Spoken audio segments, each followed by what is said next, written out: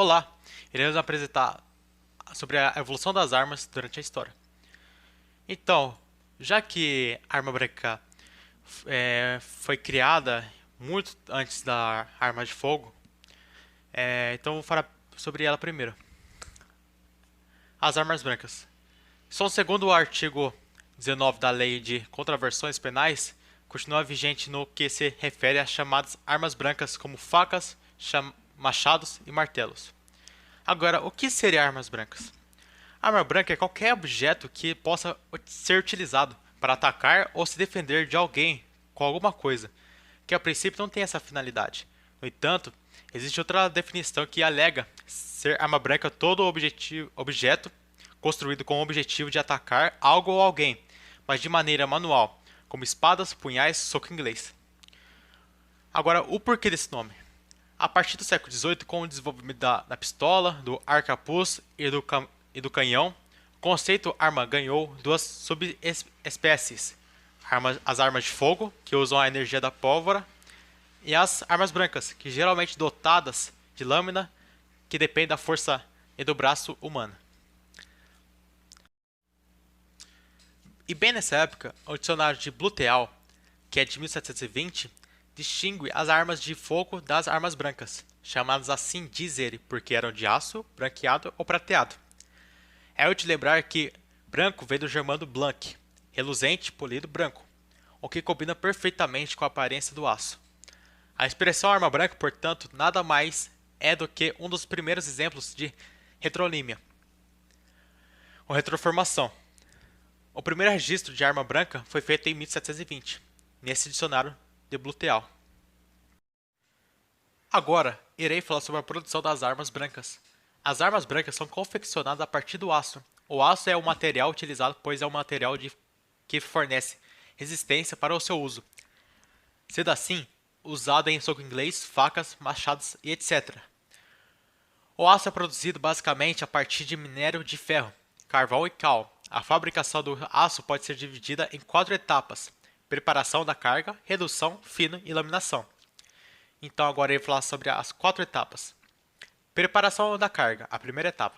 Grande parte do minério de ferro finos é aglomerado utilizando-se cal e fino de coque. O produto resultante é chamado de sinter. O carvão é processado na coqueira e transforma-se em coque. Redução, segunda etapa. Essas matérias-primas, agora preparadas, são carregadas no alto forno. Oxigênio aquecido a uma temperatura de 1000 graus. É soprado pela parte de baixo do alto forno. O carvão, em contato com o oxigênio, produz calor que funde a carga metálica e dá início ao processo de redução do minério de ferro em um metal líquido, o ferro gusa. O gusa é uma liga de ferro e carbono com um teor de carbono muito elevado. Refino, terceira etapa. As cearias a oxigênio ou elétricas são utilizadas para transformar o gusa líquido ou sólido e a sucata de ferro e aço em aço líquido. Nessa etapa, parte do carbono contido no gusa é removido juntamente com impurezas. A maior parte do aço líquido é solidificada em equipamentos de ligotamento contínuo para produzir semi-acabados, lingotes e blocos. Laminação, quarta etapa. Os semi-acabados, ligotes e blocos são processados por equipamentos chamados laminadores e transformados em uma grande variedade de produtos siderúrgicos cuja nomenclatura depende de sua forma e ou composição química. Bom, como já falamos das armas brancas, iremos falar das armas de fogo. As armas de fogo surgiram no século IX após a criação da pólvora, que é uma mistura de salitre, enxofre e carvão. E pela pólvora ser capaz de causar uma explosão ao ter contato com fogo, foi criada a primeira arma de fogo, que era o canhão, que era feita de bambu e usada inicialmente para atirar pedras, mas tinha uma péssima precisão. Então, sendo assim, é de certa forma usado melhor com curta distância. Bom, já que falamos sobre a, a origem das armas de fogo, vamos falar sobre a linha do tempo das armas. E uma coisa é que, como o canhão era uma arma pesada e era terrestre, ficava, assim dizer, no chão, não era possível você carregar em seus braços e atirar, né? Era muito pesado e não era possível. Mas ao longo da história surgiram as armas portáteis, que era possível você carregar em seus braços tranquilamente. E uma dessas armas é a Matchlock. O Matchlock foi o primeiro dispositivo de disparo mecânico. Consistia em um braço em forma de S, chamado de serpentina, que segurava um fósforo e um dispositivo de gatilho, que baixava a serpentina, para que o fósforo aceso disparasse o pó e escorfamento da panela presa à lateral do cano. Depois disso, o processo de estiagem foi descoberto. E esse processo é uma parte fundamental da fabricação do cano, resultando em terrenos, ou seja, furo, e ranhuras que criam uma espiral ao longo do cano. Esse processo é feito depois de que houver um furo no molde do barril. A estiagem pode ser obtida como corte de metal ou processo de conformação a frio. Depois, o próximo grande avanço foi o bloqueio da roda, que gera uma faísca mecanicamente, sem pavio para manter aceso. A trava da roda é mais fácil de usar e mais confiável do que a trava de fósforo. No entanto, os bloqueios de roda são caros de produzir. Matchlocks, pela metade do custo, permanecem em uso comum. Em 1500 foi inventada a primeira pederneira. Esse mecanismo de disparo permitia a recarga mais fácil da pólvora e foi uma inovação para o século. As pistolas de duelo começaram a ser produzidas em 1750 e eram amplamente usadas por navegadores. Sua composição de madeira e aço permitia alta resistência e maior precisão aos disparos, sendo essa a primeira arma que utilizou espoletas no seu mecanismo de disparo, possibilitando assim uma fácil recarga sem a necessidade de colocar pólvora na ponta do cano.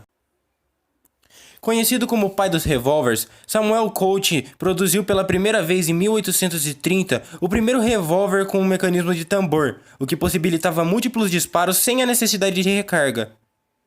Esse mecanismo inovador acabou dominando o mercado de armas nos anos seguintes. Sua composição era extremamente resistente, tendo praticamente todas as peças formuladas em metal, a não ser o seu cabo, que era feita em madeira ou em plástico. Em 1860, as carabinas de repetição Spencer foram utilizadas na Guerra Civil Americana. Por mais que os soldados não tivessem uma boa aceitação devido ao medo de sobrecarregar o mecanismo de recarga, o presidente Lincoln testou um desses fuzis. Tendo sua aprovação, o governo comprou 107 mil fuzis desse dos 144.500 fabricados pela empresa.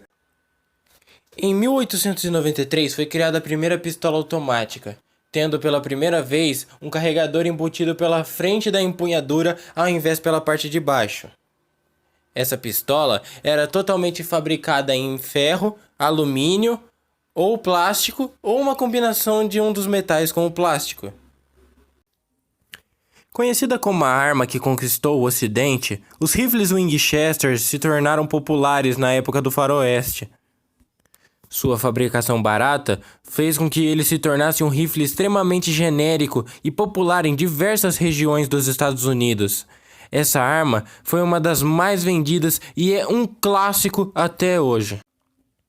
A submetralhadora Thompson, conhecida pelos filmes de máfia, foi criada durante a Primeira Guerra Mundial.